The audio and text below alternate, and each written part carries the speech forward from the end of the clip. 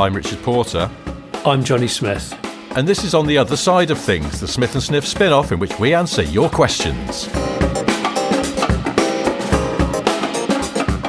Before we start answering questions this week, I wanted to just read out an email before I forget, because it's from a listener called Neil, who refers to us as an absolute duplet of untrousered fleshy meat cylindricals. Thanks, Neil. That's awful. But this is not a question, but I just wanted to read it out before it gets lost into the massive Smith & Sniff inbox. Neil says, I've got a Jag X-Type spout, which is chassis number 502, an ex-Coventry factory press car, and the oldest one left in the whole wide world, except for chassis number 1, which is in the Gaydon Museum next to an Allegro. It's a true early barn find car, just without the barn part. It's on an original reg plate, 2001, genuine Y reg. Find another. Genuine Y. I don't want it. All right, okay. I love that. That's a statement. Neil says, I don't want it. It has its usual problems, both sills, red paint issues, and now, alas, the ECU is fried. Lovely cream interior and sat-nav system, AM, FM radio stereo. The screen, all works. It's four-wheel drive, automatic gearbox. It's on the other side of Peterborough. Just come and pick it up. I'll even deliver it to you for 40 quid. As in, I'll pay you 40 quid. It would make a splendid addition to the show's fleet. Thank you, Neil. This is a very kind offer. It is. We're still getting on top of our free Saab. I think we have to say no to the free X-Type. But I wanted to mention this just to put it out there, because obviously, if you like X-Types, this is something a bit special. It's according to Neil anyway, it's the oldest X-Type still on or near a road. So if anyone wants an X-Type, write to us, hello@smithandsniff.com. This is a possible Festival of the Unexceptional highlight, I would say. Oh, 2001, it's technically not allowed. Oh, bobbins. I think, there's leeway, isn't there, sometimes for something. Could we use our sway? Could we use our heft? Yeah. Well, there we go. If you want a bright red X-Type, he's not said which engine is in it, but it's a spout and it's a four-wheel drive, so it's definitely a 2.5 or a 3 litre, because actually that's all there were at launch, weren't there? So, yes, anyway, get in touch if you'd like a Jaguar X-Type that's sort of has a bit of a talking point to it. Anyway, Let's crack on with some questions. Can I start with one which I think is really up your street, John, because you know about this stuff much more than I do. It's from Rich Tyso. We know Rich. Hello. We do. Rich, hi, Richard. He says, this is one of those boring car advice questions. In May, I bought a 2004 MX-5, $4,500, which is strong money for a Mark II, but it's top spec 1.8 spout. So it's 6-speed, slippy diff, leather, with a hard top, lovingly restored and tastefully modified with K&N intake, gravity exhaust, unspec brakes, fully polybushed suspension and a proper roll bar.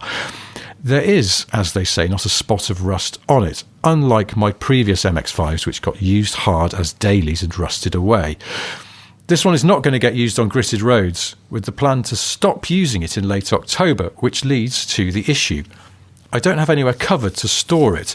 I don't even have an uncovered driveway, just a reserved spot in a residential car park. My budget won't stretch to a professional storage place for the 3 or 4 likely months. I don't think I'd be able to sweet talk the British Motor Museum up the road into taking it as a temporary exhibit. So I'm wondering about covers. I've heard differing opinions about their use, risk of paint damage and trapping in moisture, which is obviously the opposite of what you want, and if there's actually a benefit to them. So I would appreciate your input. The parking space is under a tree, if that makes any difference. CMTMB, Rich. Okay. Well, Rich, there is differing opinions on whether car covers help or actually do the opposite. So you can get lots of grades of car covers, which is why you can get ones from about 10 quid to about 400. Personally, and I cover cars and I do various things, I would say in your situation, if I'm going to be completely honest, there'd be 2 things I would do. First of all, if you haven't already rust-proofed the car, please rust-proof the car, because it's still going to get outdoor moisture and it's still going to be exposed. And if it's a Mark II MX-5, it's going to want to start dissolving again. So invest in that. They're not paying me to say this, but I use Bilt Hamber, BILT Hamber potions from Essex Anti-Corrosion Potions. They're really good and easy to apply. And you can get a garage to do it on a ramp. But because you got a hardtop on your MX-5, that's really good because it's going to reduce the ingress of water.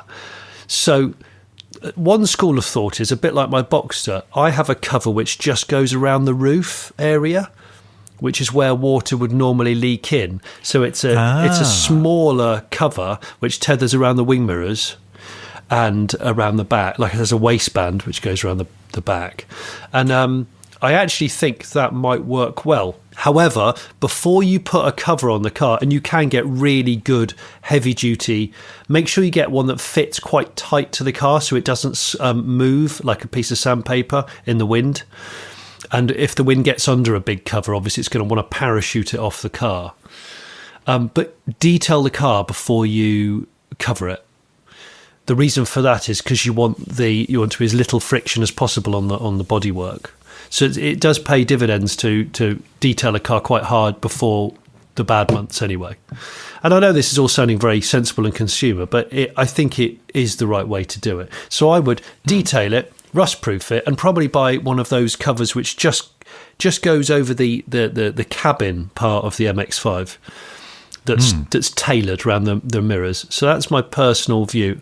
But if the tree is brutal and drops a load of old toss, I'd probably get a tailored car cover, which is make sure you get one that's breathable and fully weather resistant, and it has to be a fairly tight fitting so it doesn't move a blade. But you've got wise words, mate. Well, it's hard because I've had cars which I love and I haven't been able to store properly, and you do worry about them. And so, yeah, it's nice to know that people are actually wanting to try and preserve these things. So it's what a great spec car as well. What a great spec MX. Yeah, it sounds really good. Yeah. Rich, can you get bored of it and sell it to my daughter for 600 quid in the next 12 months? Thanks. I've got a question from Ethan Hatch. Hi, SSGs. I'm a driving instructor. Big shout out to all those SSDIs out there, sweet driving instructors. I'm currently, there's a few that listen to this podcast, which is quite troubling, really. I'm currently on the hunt for a new car since my current 2021 Seed has got some electrical gremlins. On occasion, the car won't recognise the key and will refuse to start. Then 5 seconds later, it fires up like there was never an issue at all. As you can imagine, this is not ideal when nervous new drivers get behind the wheel and the car won't start, having been stalled a few times at a junction. Oh, sugar. Maybe it's been overstalled as a learner car and it's just started to have a bit of a hissy fit. The ECU's had a meltdown. So my question to you both is, what car is the perfect car enthusiast's instructor vehicle? Currently, I'm set on an Up GTI VW with some cheeky steel wheels so as not to damage those lovely diamond cut alloys that come with the car from the factory. Let me know your thoughts. Many thanks, Ethan. Well, I mean, we do both like an Up GTI, and I actually... Yes. I was talking to someone that owns one the other day when I was filming, and I was looking around his lovely 3-door example of the Mark, and it was amazing. And did they still love it? They said it's fantastic. Extended ownership. He reeled off a list of other cars he's owned, many of which were things like Lotuses, Caterhams, all kinds of... And he said the Up GTI is by far and away the best car I've ever owned. Interesting. So he thinks he's going to keep it forever because he can't... Wow. Because he loves the combination of sort of analogue and modern and small footprint and cheap to run and all those things. Well, now this is an immediate benefit. Well, I assume it is for Ethan's day job because the Up GTI still just starts on a trad key, doesn't it? So yes, if one of his pupils stalls it, there's none of that sort of dabbing at a button and then realising you've got to have the clutch in and they're sort of getting all flustered and panicky. It's very simple. You just turn a key. Yeah, exactly. So it sort of feels like that might be a benefit. It's small, which I suppose is good for new drivers, but the visibility is decent. The only thing that I remember from the Up GTI is that it sometimes does that weird rev hanging thing. Yes, which is for emissions reasons. Yeah, it's to do with the injection, isn't it? Usually, just keeps the revs up when you put the clutch in. But I don't know if is that going to throw off learners, or is that fine? It's not major. It doesn't do it all the time. It seems to be sort of only in certain circumstances, and maybe only when it's cold. I don't know. I forget now.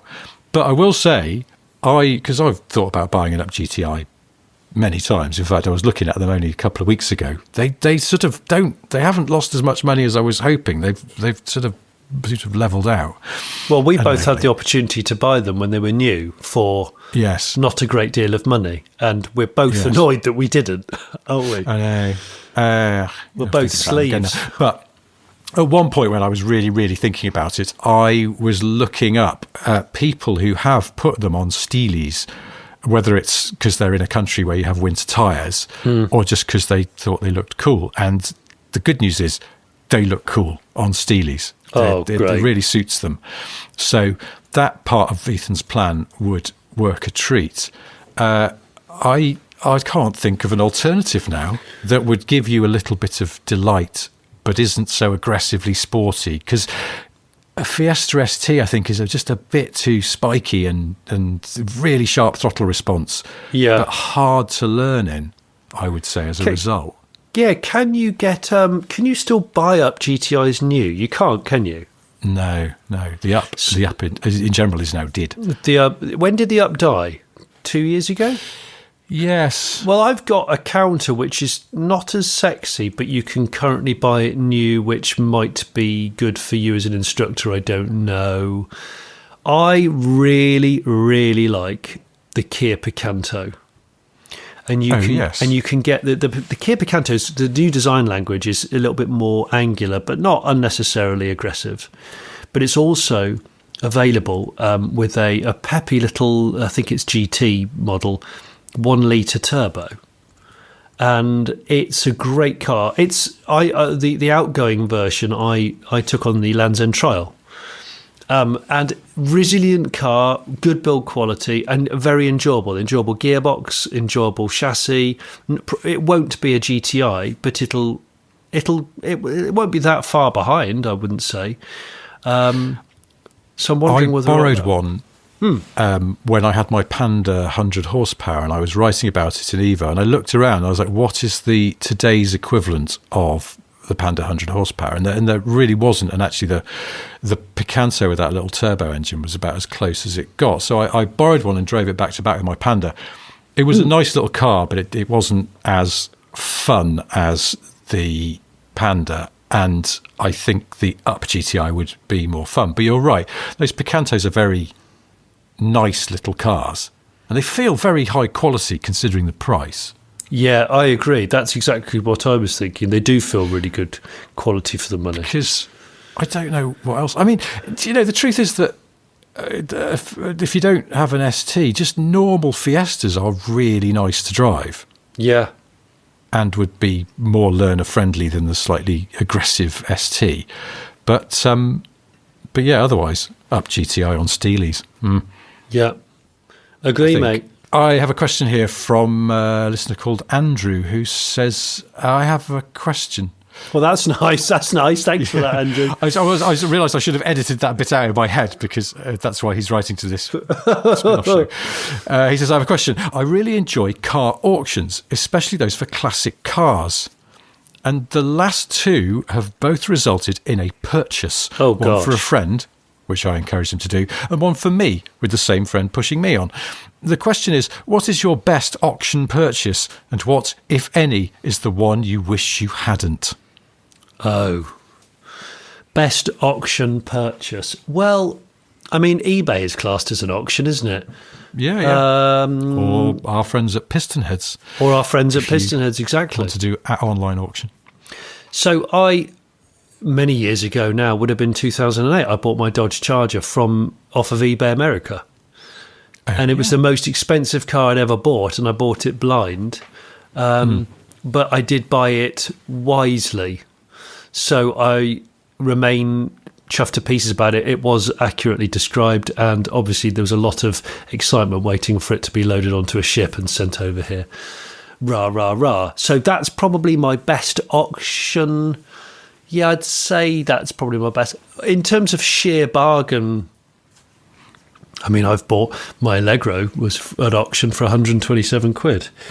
I offered the guy 500 to end the auction early, and he went, "No, I'll let it run." And then I said, and then the hammer went down at 127. I went, "Okay then." So, yeah, I know. So there's been some good ones, but I have got carried away with the auction excitement, like so many of us. And then when the car is either delivered or I go and collect it, there is a lackluster reception to it, to the point where one of them I just went, "Yep, that'll go straight back on the auction site next week," and it did. One of those being a Chevrolet Caprice Classic wagon that was two-tone cream and peach, and I bought it unseen for not a lot of money. But it had the V8 removed from it, and it had been converted to a straight six, which is a conversion that nobody does. It was somebody, I think, had bought the car for its engine and then just slung a six into it, and had let, I don't know, a creche of children do the wiring in it. And it was so bad. But I also reversed it accidentally on full choke into my neighbour's house, which I might have regaled in a previous podcast. And he was furious about it, and I just gave me bad juju about the car. So I was like, I don't really want this car. I've just bought it because it's cheap. And I just had a reality check and put it back for sale, and off it went. So yeah, what about you? I have never bought a car at auction. Haven't for you? myself? No. Oh, I bought a car. Well, I was sort of involved in buying a car at an auction in like 20 odd years ago on old Top Gear, when we were at a classic car auction. This very honest but cosmetically tired Porsche 944 was one of the lots. Oh, and I was there with Quentin. I know. And he looked around this car and he went, "That could be a bargain." And I was like, "Oh shit!" And the director and I both went, "Really?" And you could see us both thinking, "We should buy it." But then we were both a bit like, "Oh God, what are we going to do with a 944?" And then Quentin went, I think I'm going to buy it. Frankly, let's get bidding. But can you two do my bidding? Because if people see bloke off the telly bidding for that car, it'll drive the price up, or the auctioneer will start taking bids off the wall. So we ended up doing the little finger to get. I can't remember what he got it for in the end. Not much. He owned it. He did buy it for himself. Yeah, he bought it. I don't know what he did with it in the end. I think he probably just, because at the time he was running a garage store with his brother, so I guess maybe just bought it for stock, get it spruced up, because it was like you could see it was a really decent car underneath, but it was red, so it had faded. And it was quite exciting standing there doing the bidding, and with Quentin standing sort of behind us, like behind a pillar, going, "Yes, hold." Yes. Did he say hold? I don't know if I might be making this up now. I love that. It was definitely, there were just sort of single word instructions muttered from behind. It was really fun. I love that. And I've never bought a car off eBay. Jeez, I don't know that I have. No. Just quite bad, isn't it? Really? It's quite bad, Rich. Hang on. You've bought an Eagle Quest. Oh, yes. All right, that counts. Yeah. And I forgot that from auction, my most recent absolute bargain is obviously my Tesla P90D. Oh, yes. Which was just an absurdly cheap car, which I've just clicked over 271,900 miles. Have you? Yeah, I've done shed loads in it, and I'm going to just keep piling them on, although it is so dirty. I need to clean the damn thing. I know. My Tesla. So hopefully that answers the question there on that side of things. I've got a question from Ryan Jones. Good day, you pair of Bill Withering clutches. I have some cash saved up. I'm going to say it like that because that's how it's written down. Is there a rogue word in there? Which one is it, though? I can't try to work it out. I have a sum cash saved up with a view to... A sum of cash? Yeah, to buying something that will be a future classic. Currently in the vein of nobody cares, but will surely be nostalgic and of value later on. I currently live abroad, in the Middle East to be exact, so I won't be using the car that much, if at all, in the UK on holidays. Currently, I'm stuck on the idea of a Mondeo ST220 Estate in performance blue, or perhaps a smaller Fiesta Z-Tech S in the same colour. Both cars are relatively cheap at the moment. They are, yeah. I was talking to someone about these Fiesta Z-Tech S's, actually. But I feel will only grow in value having missed the XR2 boat, emoji sad face. My question is, are there other more interesting left field options you experts can suggest that maybe I've not considered?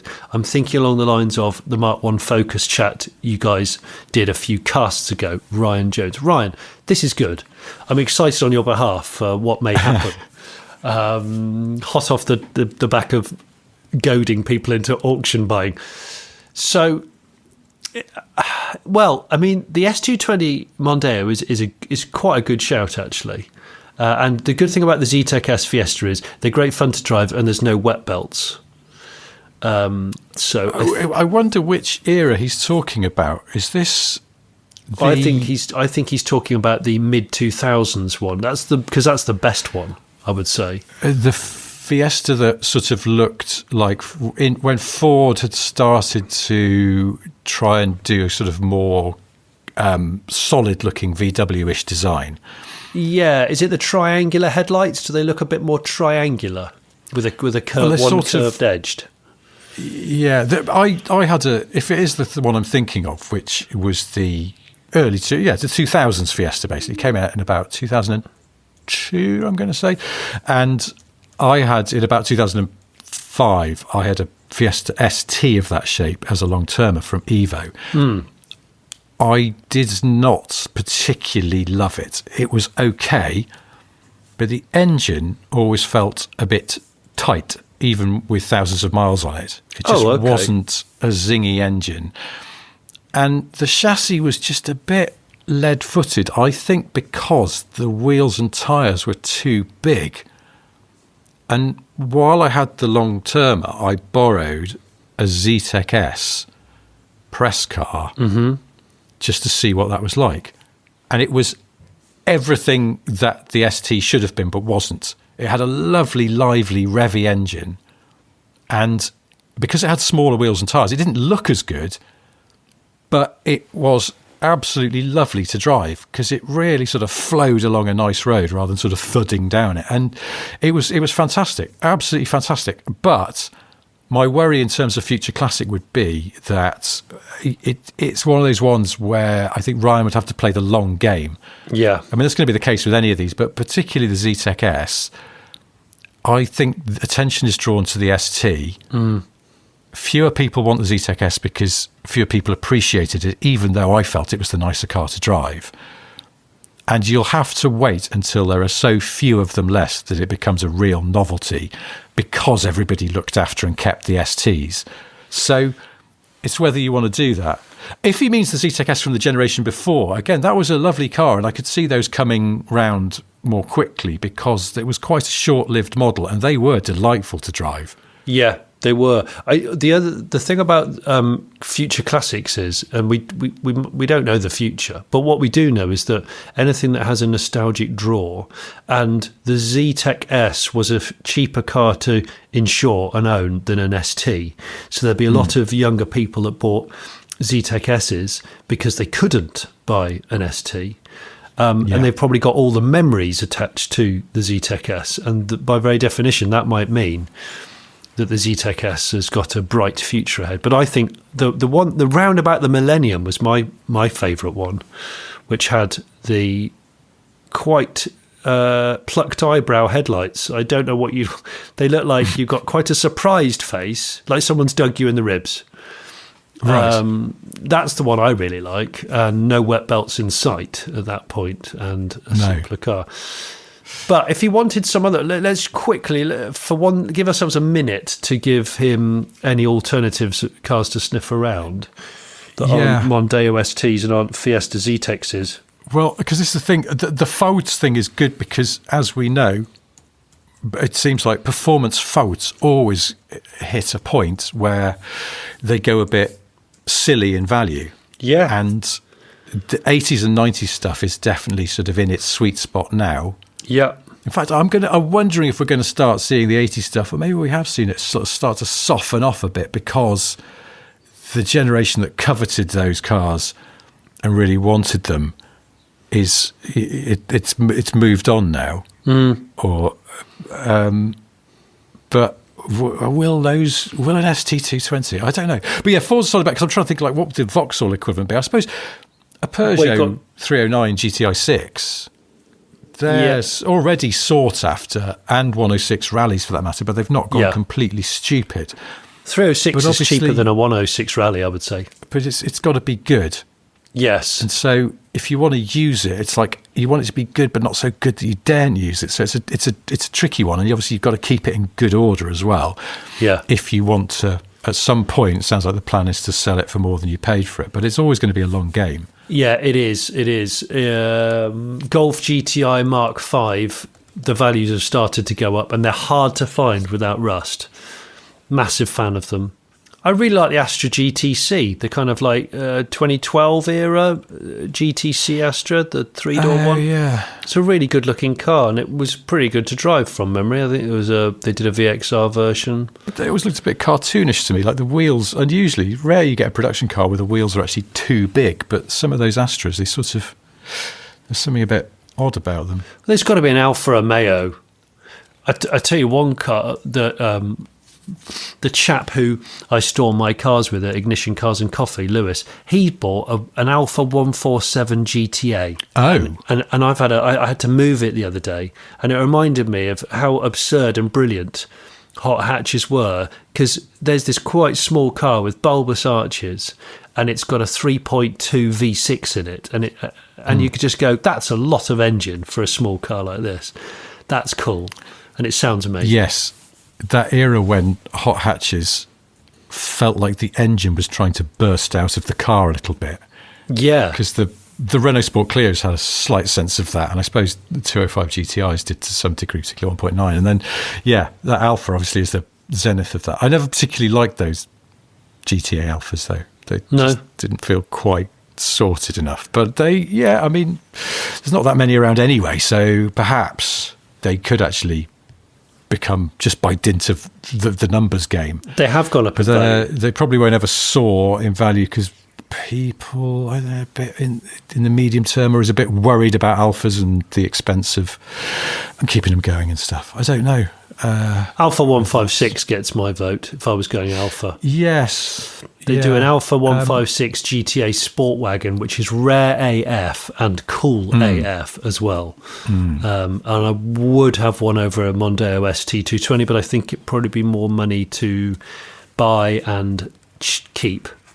And possibly less reliable. I don't know. You just never know, do you? But I suddenly thought of those older BMW 3 Series, the IS ones that were, people seemed to like. I mean, there was that 320 IS, which was the Italian market sort of substitute for the M3. But I realised they've already taken off. They're sort of into the 5 figures easily, so that boat, it doesn't, because Ryan hasn't said how much money he's got set aside, so I don't know, a really, really clean, tidy Mondeo ST220 estate in that nice blue, at some point in the future someone will want that off you, so why not?